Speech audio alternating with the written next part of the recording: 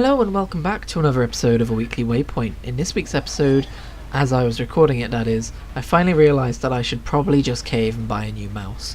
Because, I show it off towards the end of this recording. You'll see me start doing circles, or like drawing circles in the air with my crosshair. And you'll see that as I get down to the bottom of it, it suddenly kind of squirms its way upwards. That's not me doing that, that's the mouse.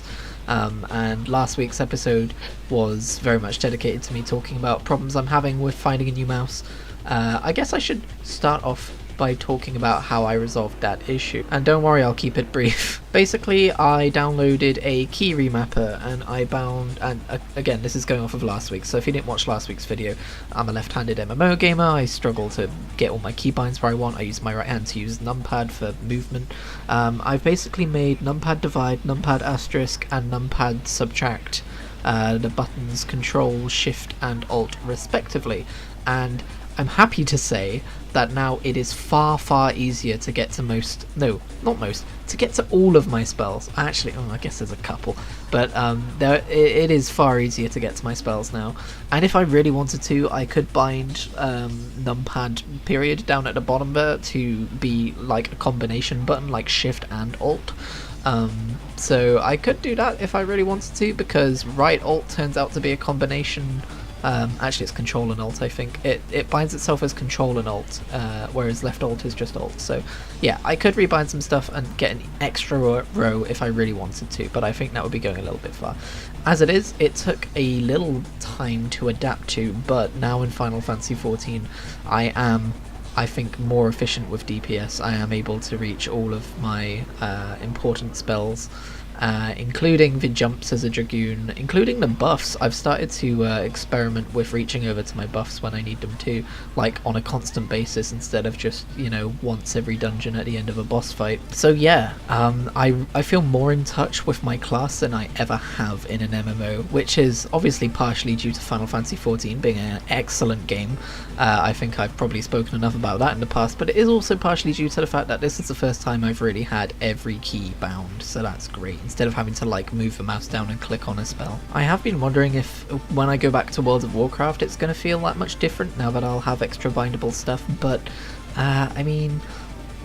you kind of don't really need to rebind a lot of stuff in WoW, or have a lot of stuff bound in WoW besides 1 to 6. That's why I had that problem going on for so long, because I was like, well, Final Fantasy XIV is a game like WoW, I shouldn't need more than 6 buttons, when it turns out that I did. Off the top of my head, I feel like Rogue and Paladin are two classes in WoW where 7 buttons are integral to the rotation instead of 6. Actually, maybe not Rogue. I can't quite remember. I've never really had that much of a high-level Rogue going on.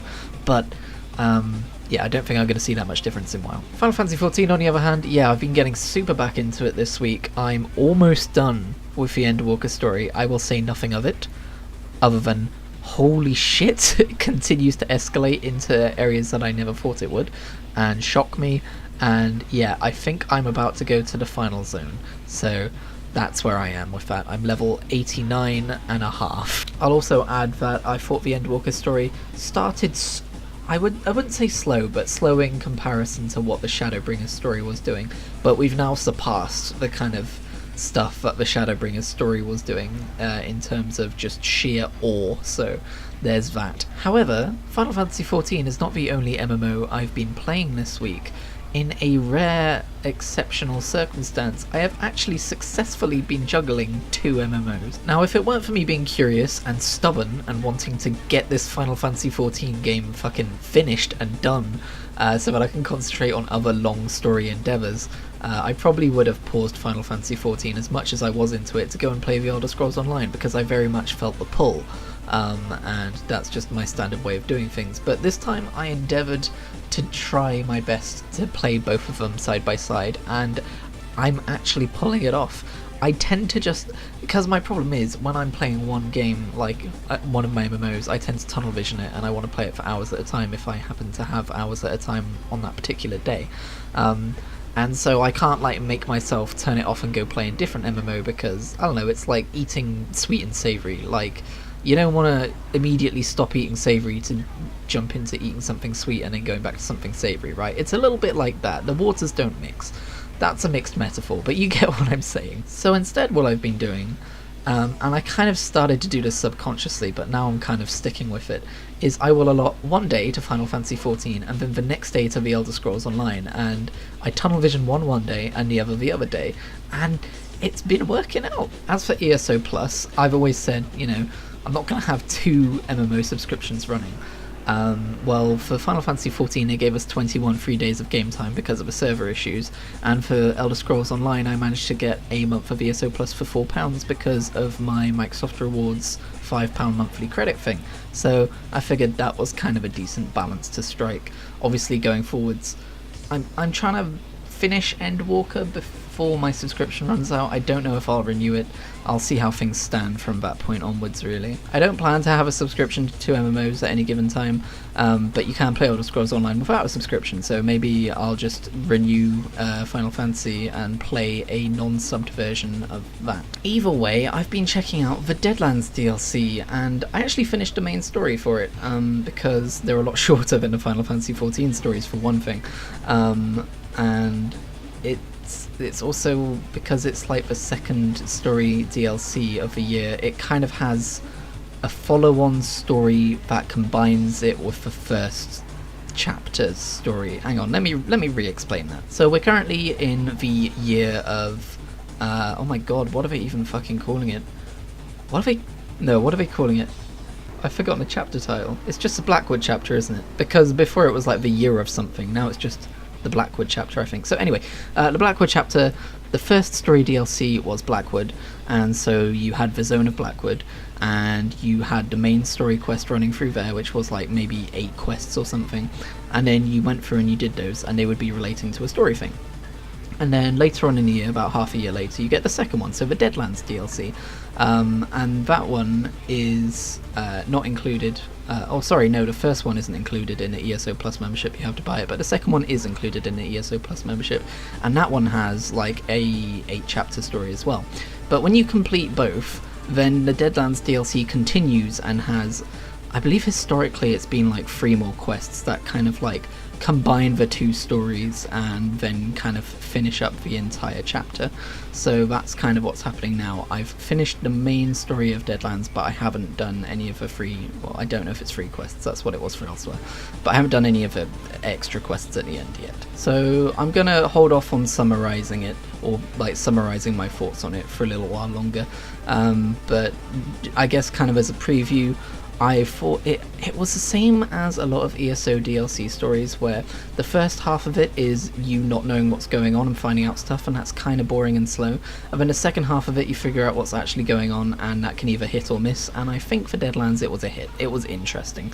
It wasn't incredible or amazing or super interesting, but it was a decent story and it was fun to play through. I don't know if I mentioned this last week, but the reason I got into ESO again at this time is probably the same reason that I tend to get into it at this time every year, I suspect, and that's because they've started teasing the next chapter announcement, and I've gone, oh yeah, ESO! And everything I love about that game comes tumbling back into my head, and then I need to go and spend some time there. Another thing I've been doing this week is catching up on a lot of video editing, because my god, when I started playing Final Fantasy XIV again, I just got absolutely stuck into that, everything else ground to a halt, and I took so many clips that I had about 5 videos worth before I'd ever even made one, and that's a problem that's kind of continued exponentially. So at this point I've really had to realise that I'm running out of disk space and I need to get on with making some videos, rendering them, scheduling them, putting them out, and so I think we're up to maybe 2 or 3 weeks ahead in terms of scheduled videos, so that's pretty cool.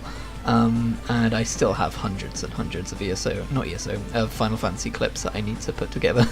Although there will be an Adventures in Tamriel video coming out in a couple of weeks, I guess. I've been making sure that there's only one Final Fantasy XIV video a week, because I don't want to become a Final Fantasy XIV channel in the eyes of subscribers, right? I don't want people to just see me posting that and nothing else. So I do 2 scheduled videos a week. Every Sunday it's going to be Final Fantasy XIV. Every Thursday it's going to be something slightly different, like a Halo Infinite shenanigans or a Minecraft shenanigans. So stuff like that. I've just kind of been doing it that way and clearing out some older clips on my hard drive, as you will have seen from the Animal Crossing video that's coming out. Shit, has that come out yet? No, it has not. Okay, surprise, there's an Animal Crossing video coming out on Thursday. Except it was recorded in its entirety all the way back in November. I have a lot of stuff like that on my hard drive, and the problem is a lot of it is like little bits and bobs here and there of stuff that there's not really enough of it to turn into a full video, but like Death's Door, it's already got its own kind of series with an episode 1, but I'm not really intending to play any more of it, so I'm kind of debating with the idea to just start putting out some mini episodes on off days, like on a Tuesday or something random. Wait, this is a Tuesday. On a Monday or something random. There's also series I have on my hard drive, like Pokemon stuff, where I've got files to indicate that I've put it through Vegas and it's got editing files associated with it, which means I was in the middle of making a video for it, but I can't find the actual edited video project, so I don't really know what to do about those. I guess just start fresh and re-edit them. Anyway, there's a little look behind the scenes. One other thing I ended up doing this week, which isn't something I really thought I was going to do, was pre-order Pokemon Legends Arceus. And yes, I pronounce it Arceus because that's how it used to be pronounced before everyone started giggling. So, Arceus it is. This is a game I've had my eye on for a while. I wasn't sure if I was going to like it or not, but the more that comes out about it, the more promising it looks. The more it looks like I'm going to enjoy it. And then all of a sudden a friend of mine retweeted that Curry's, you could buy it or you could pre-order it there for £38. So I took the chance and I did that, and I'm either going to live in eternal regret or I'm going to celebrate the fact that I bought a brand new first party Nintendo title for cheaper than it will hardly ever go on sale for. It was also a reminder that physical games are cheaper than digital games these days, and that's something I should probably keep in mind when buying Nintendo Switch games, which I always forget. I've paid full digital price for many Nintendo games in the past when I probably shouldn't have. I don't know what my tongue was trying to make me say there, but there was an N in the word probably, and I'm not editing it out because it was weird. Anyway, for those of you who aren't aware, in Pokemon Legends Arceus, the starters are Oshawott, Rowlet, and Cyndaquil, and I just kind of thought I was going to go with Rowlet, obviously, because I normally pick the grass starter, and I do really like Rowlet, and I never played a bunch of Sun and Moon. But here's the thing, I don't love Rowlet's evolutions, so I have decided I'm going to switch things up a bit because you can catch the original Sinnoh starters in the wilds of this game. So my favourite two Sinnoh starters are Turtwig and Piplup, so that leaves a nice fire-sized hole in my team. And the only time I've ever played through the Johto region, properly played for it, I guess, was in Soul Silver, and I was very torn between choosing Totodile and Cyndaquil because they're both so cute. Sorry, Chikorita. And eventually I went with Totodile, and I very much grew to love my Totodile, and he's one of my favourite Pokemon, and he's very cute and awesome and great and snappy, and I love him so much. Sorry, what was I talking about? Cyndaquil. Everyone loves Cyndaquil. Everyone always goes for the fire starter, and so I tend not to. But this time I'm going with Cyndaquil because he's a cute little dude, and we're going to have lots of adventures together. So my team is going to have a Cyndaquil, it's going to have a Turtwig, and it's going to have a Piplup, depending on when you can actually catch Turtwig and Piplup. I can't remember if we've actually seen shots of wild Piplup being a thing, but I assume they would be, since we've seen wild Turtwig being a thing. Anyway, I for one am very excited to dive into this new Pokemon RPG in about a week and a half, it looks like. And yeah, there's still some stuff I have concerns about. I don't know if I'm going to love the strong style versus the agile style stuff in the battles. I'm still concerned about the overall frame rate of the game, if it's going to chug in certain sections, and the roughness of some of the visuals. I don't tend to think graphics are the most important thing in the world though. Frame rate definitely is, but graphics not so much. Okay, yeah, here's me drawing circles with my mouse and you can kind of see it fucking up. But yeah, from what I've seen of the game so far, it looks more appealing to me than, like, disappealing? Non-appealing? What is my brain doing? Anyway, quite mercifully to that end, we are approaching the final minute marker of today's episode of A Weekly Waypoint. So what I think I'm going to do is I'm going to render this video, and I'm going to talk to my friend Reese, and I'm going to go and make a character in either Final Fantasy XIV or in The Elder Scrolls Online who is entirely focused on gameplay and not story at all. Because I want to be in one of those two games right now, but I also want to talk to my friend. So why not make an alt character who doesn't care about the story, because I've already seen the story, or the sections of the story that I'll be running through. So that's what I think I'm going to go and do now. I have an idea for a comedic name of a Final Fantasy XIV character. I want to call a character Squelchy Butt Farts, and that would really reinforce the idea of a character I think that is not taking the world too seriously and is just kind of going through the motions without really, yeah.